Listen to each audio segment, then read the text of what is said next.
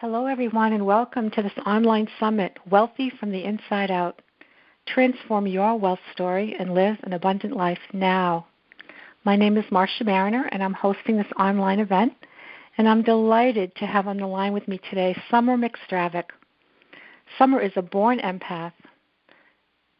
She began working with flow energy almost 20 years ago, and her natural gifts carried her to Hay House, where she learned from Louise Hay, Dr. Wayne Dyer, and others while spending 10 years there developing Hay House, new media division, including Hay House Radio. In 2009, Summer left Hay House to focus on flow dreaming full-time.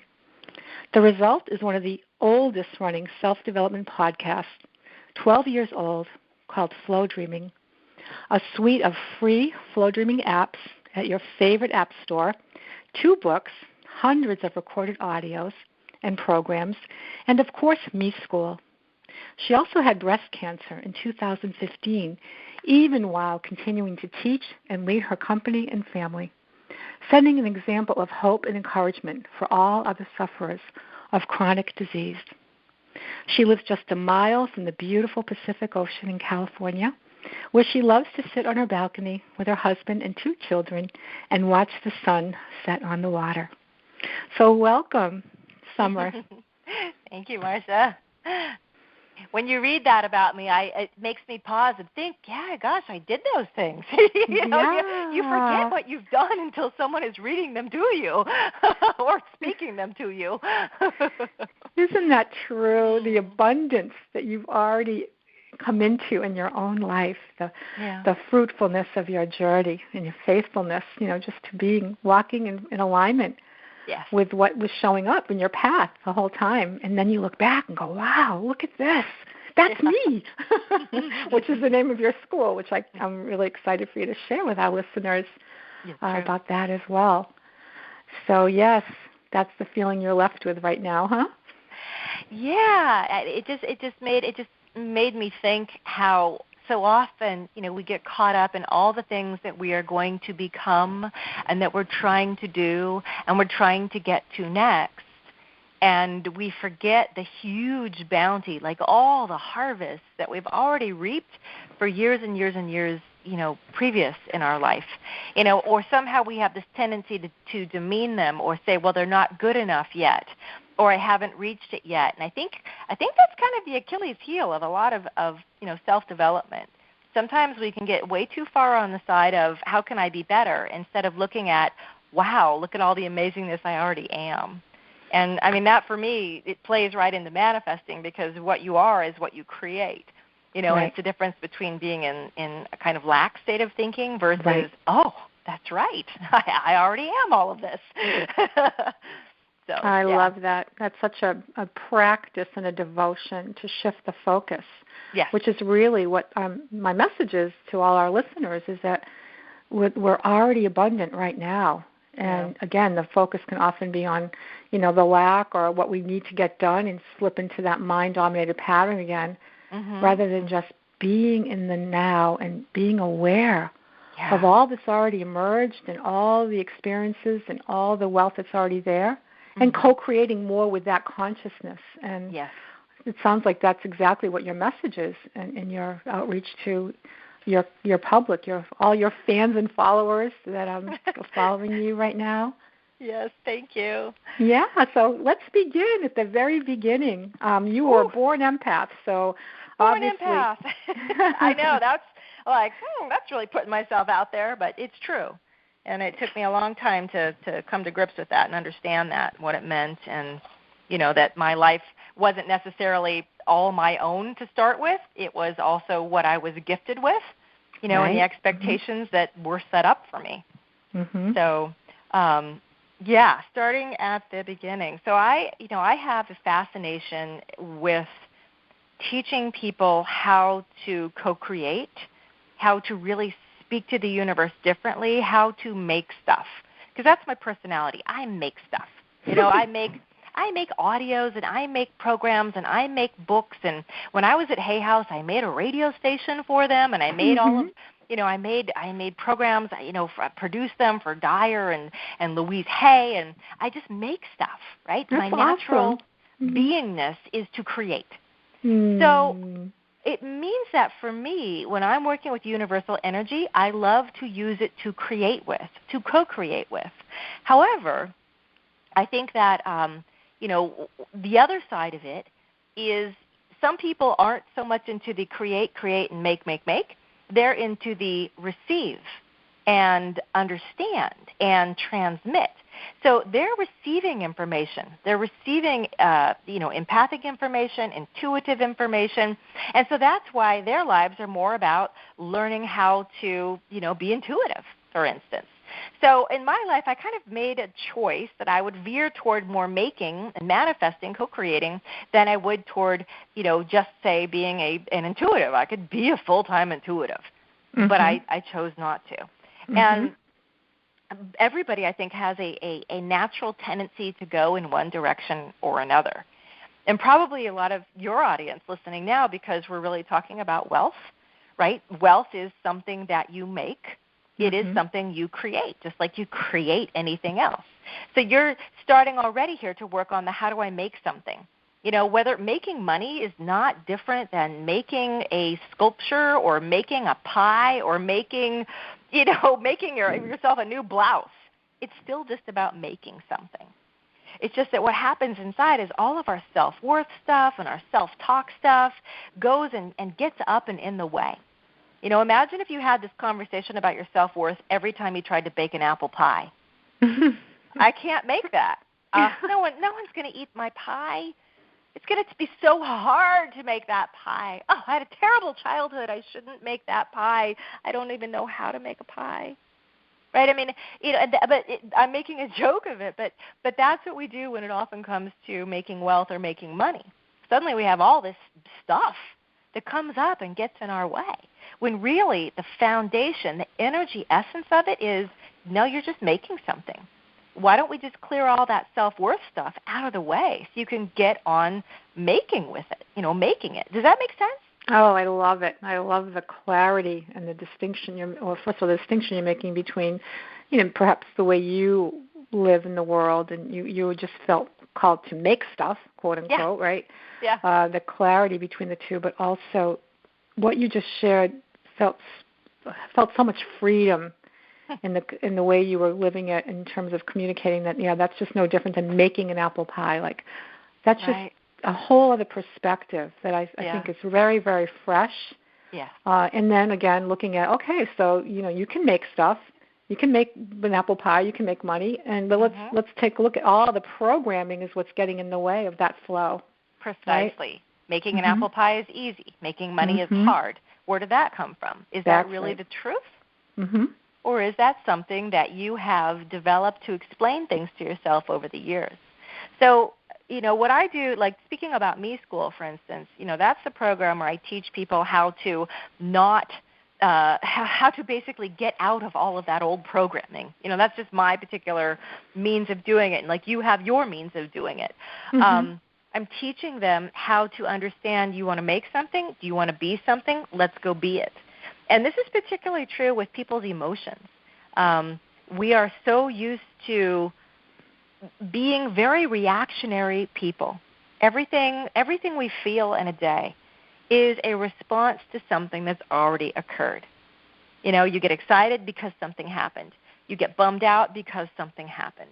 It means that your emotional self is pretty much at the whim of your external environment. You are a passive responder instead of being an active co-creator. So that's another shift I call it like a reframe, where if you start to see yourself instead as, well, how would I become more empowered over my own emotional self? How do I go from being a constant responder to, I call it a pre-sponder? It's the difference between reaction or pre-action. So if you're in a pre-active or a pre-sponsive mode, instead what I'm saying to the world around me is, here is how I feel.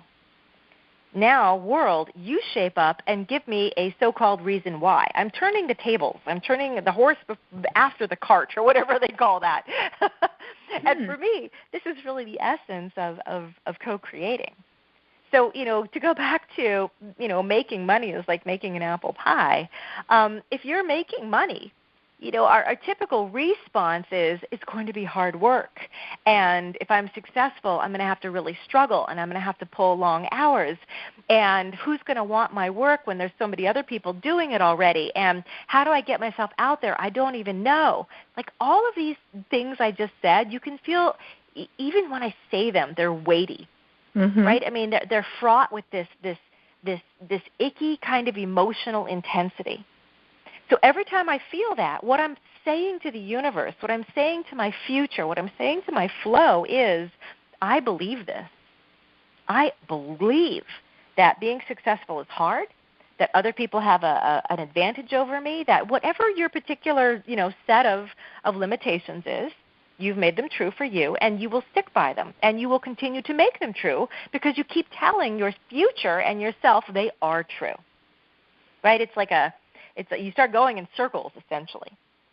So when it feels heavy. Yeah, it does. You shift that, though, and you start to be in a different state of being, right, where you are emotionally empowered. And that's what flow dreaming is, right? That's the heart of, my discipline, what I teach. It's, people always think it's meditation. I'm like, no, this is an active energy, emotional rearrangement. This is like going to the gym for your emotional and energetic self. This is where we create. Wow. When you practice this, you're making something. It's like happening. So you make the other feelings, which are, no, success is easy. Baking my pie is easy. People want me. I'm good at what I do. The worth of my work is being seen, valued, and responded to by the world. And, when you start moving in that direction, now I'm starting to have these very positive emotions about myself. Instead of just responding to what the world is giving me, I'm now in control. I'm in charge. It's very empowering. Yes, yes. And when you get to that empowerment inside yourself, that's then what the world and co-creation and source energy starts to receive. What you are is what you make. It's not what you make is what you are. What you are is what you make. So if you're unhappy with what you're making, just put a pause button on that and start working on what you are, because that's where it's all originating from. And that's the reason why, when I help people and they're building businesses and they want to go to the next level, and I'm like, well, you're stalled out right here. And they're like, yeah, I know, and I keep throwing more spaghetti at the wall trying to get it to grow and, doing all these things. And I say, stop. Go inside. You've tapped out. You've reached the limit of what you are.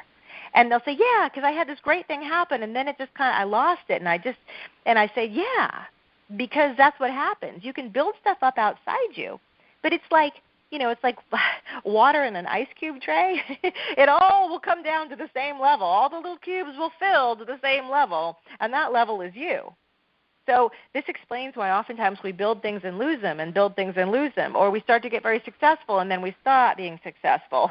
We have these vastly crazy uneven incomes because the world is trying to constantly align back to us and our level, and it will snap you back to your level, without fail.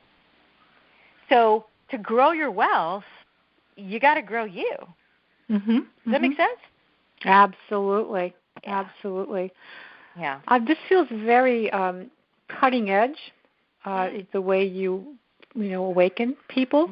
And I'm curious, how did this all come to you? Did you just spend, I know you've had a lot of different people that you've been, mentored by or exposed to working at Hay House, but it feels very organic. It feels very original. And I feel like it's coming from you aligning with your true self. So can you tell me how that all happened for you?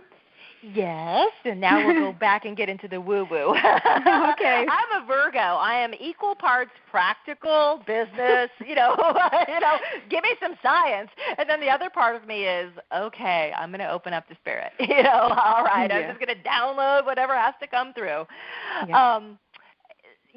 So let's see. Years and years ago, I opened my first business. It was a magazine. It was called Readers and Writers Magazine. It was in San Diego County. And I was in my 20s, and my husband and I, we produced like 30,000 of these a month, and we just gave them away free all over the city.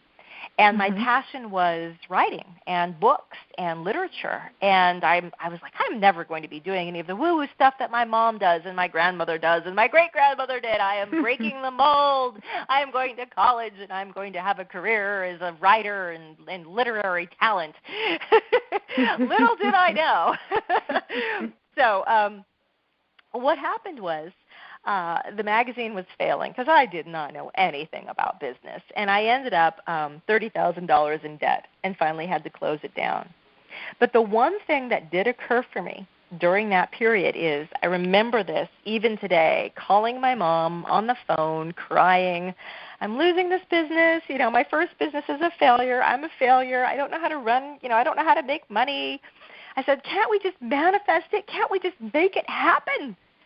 And so she became like the equivalent of my diet buddy, except I wasn't dieting. I was actually trying to be successful. We would get on the phone every couple of days, and we started out with affirmations. My business is booming. I'm doing great. I meet all the right people.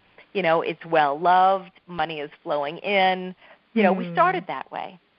And it evolved, it grew, and it's kind of a longer story than we can get into here. But ultimately, I realized one day we were someplace else. We were in a state that I called flow. I was not in time, I was not in space, and I wasn't stating things to the universe so much as feeling them into the universe. Feeling them in this state of, this is my forward momentum, this is my life. It's like when you're daydreaming, right? Flow dreaming is based on daydreaming. You disconnect from your external reality. Who among us have driven home and you don't know how you pulled up in your driveway, but you're so thankful that you made it home because you were not paying attention for the last 3 miles and 4 stoplights. Yeah. Yeah. Right? You're there, but you're also somewhere else. And I became really curious, what's going on when I'm somewhere else? Why do we even do this as humans? It seems like dangerous, It seems like we should be focused all the time. And it led me on this path of exploration where I started to think about, what if daydreaming is actually the way that we naturally hook into the universe all day, every day? Because you're always falling in and out of awareness of what you're doing. We're always spacing out, spacing off. We all got punished in school for doing that. We're connecting in. We're like an email server going, okay, is there any email? Let me check in the background. And you're daydreaming off, and you're checking, and you're receiving information. And then you're bringing it back in, and it's informing you the rest of your day. So long story short, I bundled a lot of these realizations together over the years. Finally, it culminated in Hay House hiring me through a most remarkable set of circumstances, then promoting me, causing me to get into podcasting and radio, which, again, I didn't even apply for. It just literally fell in my lap. And eventually I realized all of this stuff is happening to me because I'm being trained. There's a message, and I just have to, finally pony up to the table, accept it, and say, all right, there's a message, and it has to get out. And somehow I must have volunteered for this because I keep trying to avoid it, and yet here I am, keep having to do it, and now you're guilting me into it, universe, so fine. Luckily, I've come a long way since then. And now, when I move into flow state, I am creating and manifesting, like I described in the beginning, but I'm also receiving. I'm using flow energy. I'm using my connection to God, to Source, like a two-way street. I either show it who I am and what I am through the process of manifesting. What I am is what gets created for me. Or I'm receiving information back, which is, what do I need to know? What's going on? Help me. Guide me. Inspire me. Inspire my fingers. Inspire my thoughts. And that's where we're always asking for, like, a divine intervention. Just have me think of the right thing at the right time. So in flow dreaming, you're actually doing both. You're talking to the universe, and it's having a conversation back with you with guidance. So that's how this all came to be. It's just been a continuous conversation over the last, 20 years. And I go into flow, and I figure out what needs to be done, and flow has told me I need to be an expert at change. I need to grow past fear. I need to understand personal power. I need to teach people how to become very powerful in their own lives. And that's what I have to do. And so my daily job is not necessarily running a company, although I do that too, but it's also to figure out what is that message and how is it continuing to grow. It's very, very moving. I feel your own evolution and your own yes. Yeah. Sorry, I get very passionate. And you're kidding. It's wonderful. When I start talking. That's beautiful because that's your flow right there. And you bring us into that flow with you. Yeah. And so we go into dream space with you. We get a feel for what that's like because you're channeling that and showing us, well, what that's like by the way you live it. And what struck me also is that it really is a co-creative process with this energy, this universal energy that's communicating very intimately with you. And what's beautiful is the degree of availability that you allow to happen. Mm-hmm. And then to make things from this. So it's like the balance of the male-female, which I can feel is very beautiful in you. It's something I've really had to work on over the years, because, a lot of A-type personalities, I joke that, because I was so controlling is exactly why Flo grabbed me, by the shoulders and said, we're going to balance you out. You need this. Wow.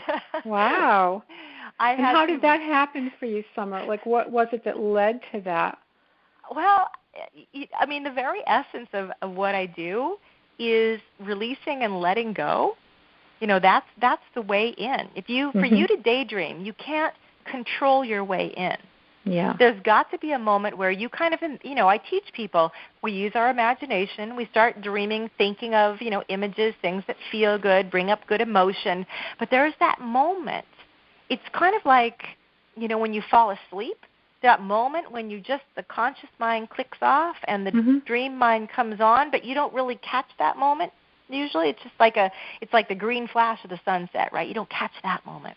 But when you are flow dreaming, you start with a lot of consciousness and some control and direction. At some point, again, you don't really catch the moment. You begin to be someplace else.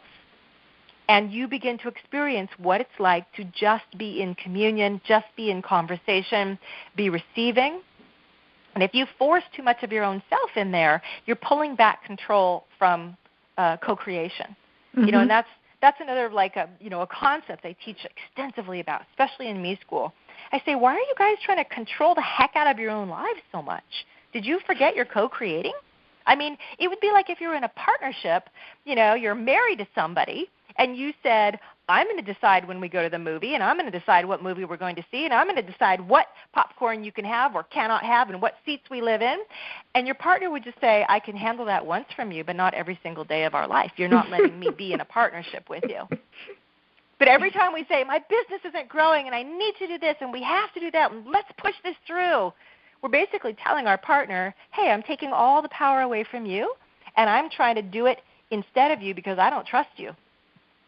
So for me, being in flow is really an exercise in incredible trust. And that's what all of us controlling type people need to really start understanding. We need to be in this state of really deep trust. And I see that corresponding, to the feminine, frankly. Yes, receiving, exactly. Trust, exactly. Feminine. And they have to go together. Co-creation is I create and source creates. We do this together. We're in a partnership. And everything in our entire universe is built on this kind of duality, right? Male and female and black and white and yin and yang and forward and backward. One can't live or exist without the other. Yeah. So let the other exist and find the power in the other. Yes. This is just so timely as we are balancing the male-female energy on the earth plane. And it's you're out in front, on that edge, calling people into that beautiful flow. And what struck me also is the mystery of how the things we struggle with the most are, it's like we teach best what we need to learn, right? Oh, so yes. You had to get out of your logical, controlling, analytical disconnected part of you from this beautiful flow state, and learn to harmonize with that and let it lead you, let it guide you, co-create with it. And I felt this surrender in you as you were talking, like learning how to surrender to that flow. Oh, yeah. It's all, it's interesting because it's a learning what we already knew, or relearning what we already knew as children, right? Like we came in connected to that realm, and we were there until we were taught that we had to disconnect, like you said, when we get to school. We're actually punished for the thing that is so, so essential to our ability to manifest and align with and co-create with the truth of our essence inside. So, it sounds like it's like a natural state, but unfortunately, when I hear you talk about, like, in your program, how many people struggle with what should be very natural because we've learned not to trust it and devalue it. Well, that was kind of my impetus for starting Me School. The first half of our lives, we are taught how to live in the physical world. Right. We're taught how to go to school and get a job and, get a house and have kids and survive, right? Put money in the bank. That's only half of living. When do you get taught how to live in the non-physical world? I mean, we all agree we're in both at all times, right? It's not like you're physical, you die and go to heaven. Like they're two totally separate things. Like you don't even get to say hello to your soul until you're dead. That's not my philosophy. I think we are living in tandem. We are living in both states of being, a physical and a non-physical. So there better be a time in your life where you pick up the tools of how do I live well in non-physical? How do I live well with non-physical? What's the next step here? And I think that's why so many of us, as we kind of get older, it becomes a real strong question, and we start to get that itch in us, like, I can't do this job anymore, and I can't do this marriage anymore, and I can't do these things that I've done. And then we think, what's wrong with us? Or what, is that okay? We feel guilty. It's like, well, because you're ready to keep exploring now. You're ready for part 2. And part 2 is, how do I co-create? How do I go deeper in knowing who I am? I've mastered the living physical part, right? I can survive. Whether you've made $1 million, you're barely scratching by. At least you are surviving. You have been practicing the physical part for 40 or 50 or however many years. And it's a natural next step for us all to say, how do we live, combined, right? How do I both create and receive? How do I be both masculine and feminine? How do I have a good physical, solid foundation in my life, and also a rich and deep spiritual connection that fulfills me, right? I want to feel a state of love. And that's missing in so many people's lives, and they know it, and so often the tendency is to distract ourselves or to, check out rather than check in.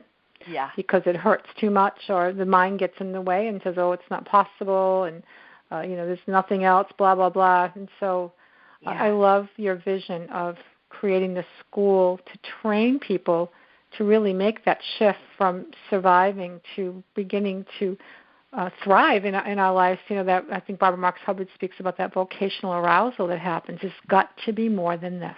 Yes. There has to be more. This is 3D living, and I'm meant for more than this physical plane of existence.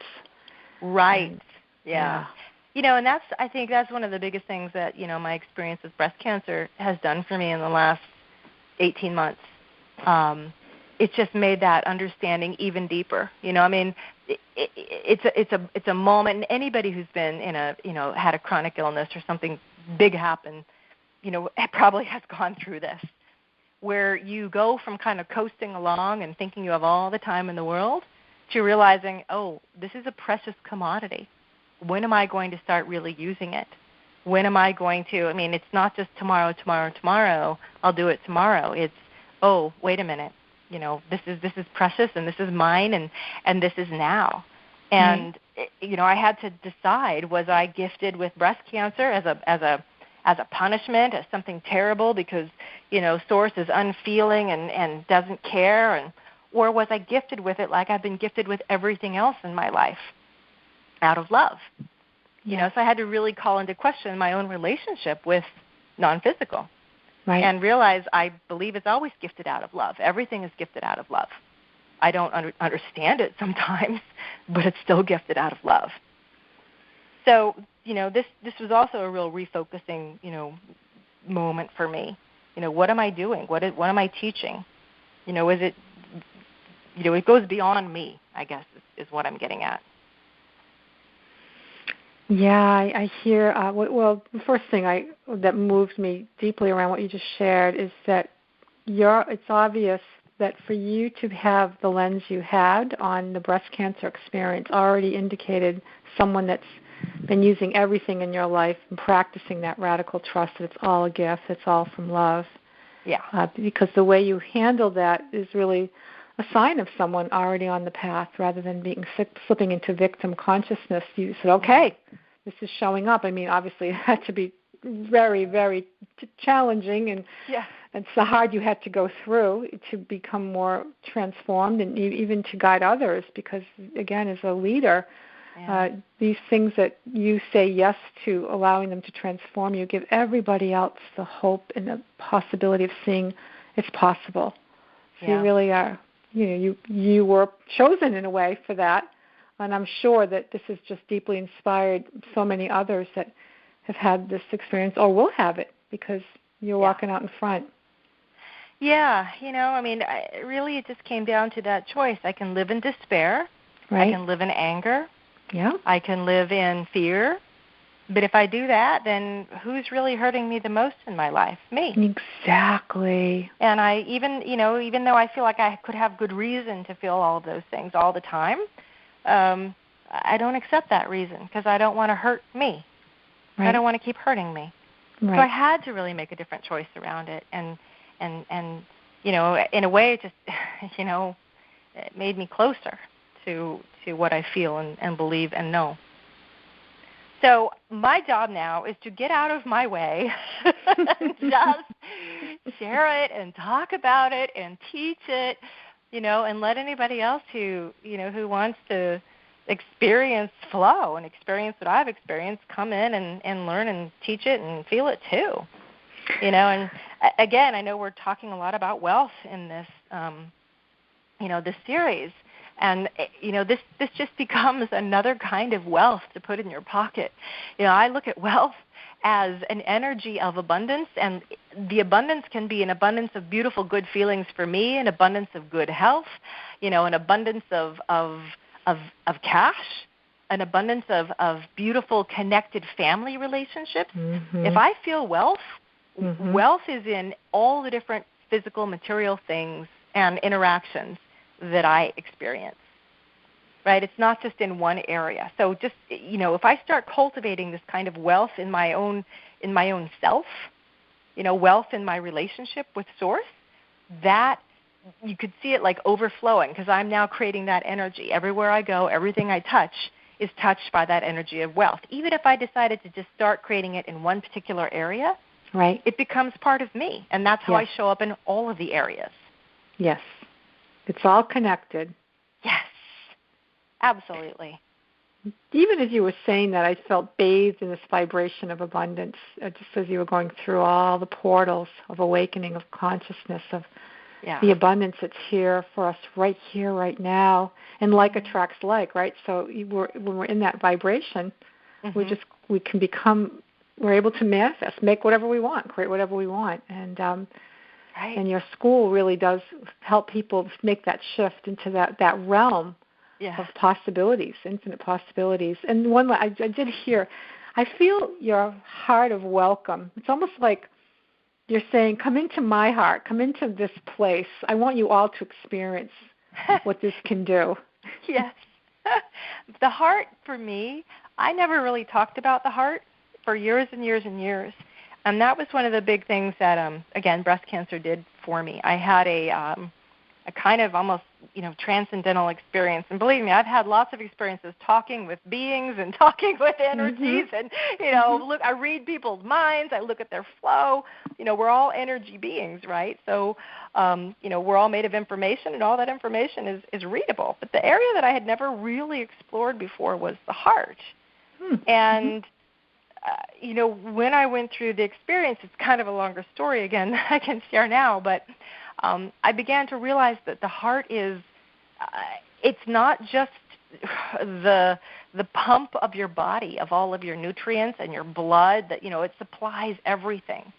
But it has a kind of non-physical corollary to it. I call it an energy organ, right? There's the heart as a physical organ, then there's the heart as a non-physical organ.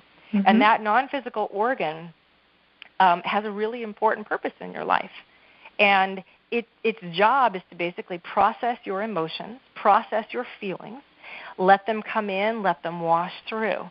If your heart gets stuck, if you don't, and we end up holding things and our heart hurts and we have heart attacks, and you start to understand that all these parts of your physical self have these non-physical aspects. Right. So you want to learn, again, that's part of the non-physical education that I was speaking into, like for the second half of your life. And the heart actually needs to have some attention typically by this point in our life. I'm 46. We've all had plenty of terrible things happen to us, usually by the time, you're 46. Yeah. I mean, all of us across the board. I've been in so many people's minds. The heart needs to have it's like taking the car into the shop after 100,000 miles. Your heart needs to have a refreshing. It needs to have a cleansing. It needs to have a healing. Yep. And it's not because of that one particular thing that happened to you or that crummy childhood. It's like, kind of everybody's heart needs this at 100,000 miles. Let's go in. Let's clean you. Let's refresh you. Let's find you. And if we ignore that, again, because we're stuck in, say, a masculine, like, no, I don't do that, and I only, you're missing, it's like you're not maintaining your vehicle. And if you don't maintain your vehicle, we know what happens. Right. So anyway, I could go on and on about the heart, but I'm cutting myself short. It's become one of my favorite things. It's all connected, and I so resonate with that. And it's a great way to remind everyone listening how precious this earthly journey is and how important it is to care for ourselves in every dimension of who we are. And as you said, the longer we're on the planet, the more we accumulate. And at times we need to clear and cleanse and refresh and begin again, a whole new stage. Exactly. And this is what you're calling people into, the breaking down out of old forms, shedding old patterns that aren't serving them, and being open to the new and the divine design for their lives and co-creating with that, which is so full of joy, so full of fun. I heard that too. I was like, it sounds like I was having fun just listening to you. Like, this is fun. I have fun. I tend to laugh a lot because I have fun. Yeah. I feel blessed today to have been brought into what I do. Yeah. And I feel like I was one of the slowest students in the world. If I had known back in my 30s, being able to produce Wayne Dyer's programs and, do radio shows with him and Louise and, work with them and be taught and mentored by them. At the time I just thought, that's great. Not because I have anything to say. Yes. Like, no, the world will help you and mentor you if you have something to say. If you wake up, silly little 30-year-old, and know that that's what you're supposed to be doing with all of this. Yeah. You were the founder of something. Oh, me? Really, me? Yes, you. Yes, you. So when I'm working with other people, I can see that in them. Like, why haven't you woken up to this power in you? What are you waiting for? Are you waiting for someone to pick you and choose you? Well, let me tell you, I had some amazing people pick me and choose me, and I still didn't get it. So stop waiting for someone to pick you. Just be it. It's there. Yeah. Well, I could hang out and flow with you for hours just being with you. That I could talk for hours, I know.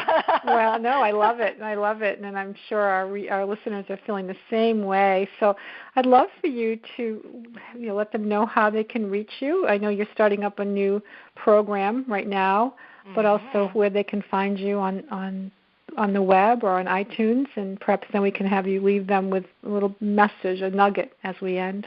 Oh, yes.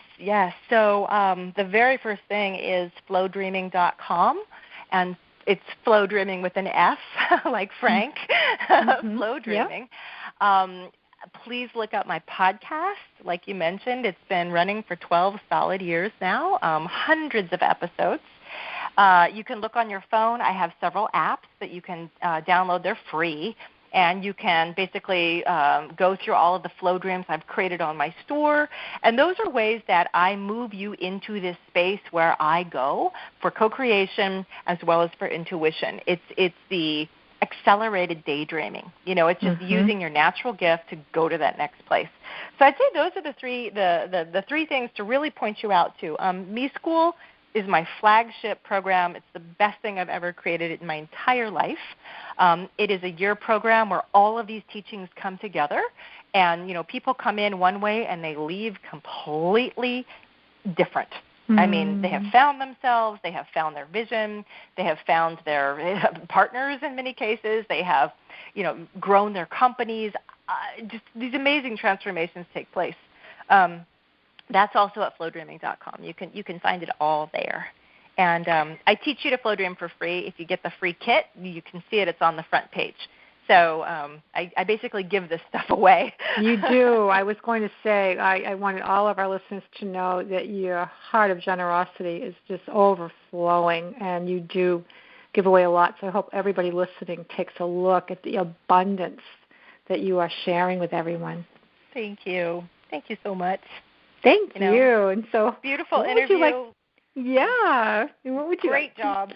Thank you. Well, it's easy. I was just going with you and moving with what you're transmitting to all of us. And so I'm in the wealth right now being with you. Me too. I think I'll go do something amazing. Out there, but before you do, I'm going to ride this energy. Okay, before you do, and I don't want you to do this from your logical mind. You have one little nugget you'd like to leave everyone with today. Yeah, well, normally I even would have maybe taken a few minutes to bring people into flow with me, but I don't know that we have time now. So instead of that, I would just ask everyone listening right now to, close your eyes right after this. Let your mind release and let go. Let yourself daydream. And feel what would it be like if there really were a kind of river in the universe, a river of time, of the days ticking by, all of life and nature, everything moving forward like a flowing river. And what if I really felt that river and aligned to that river and became part of that river and remembered I am a piece of that river?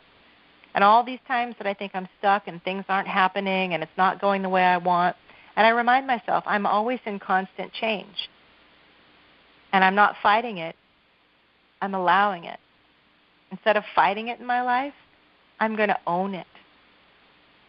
And let yourself go into that river and just feel what it's like. Feel the pace, feel the power, feel the intention of the universe as it moves forward. And you are a part of that moving forward with it for a good purpose and a good reason.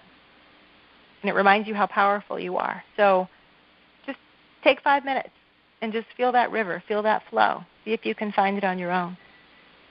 I feel it just in that mini meditation you just did, that sense of deep oneness and sense of connection and surrender and a sense of expansion into a place of movement, but also profound peace at the same time.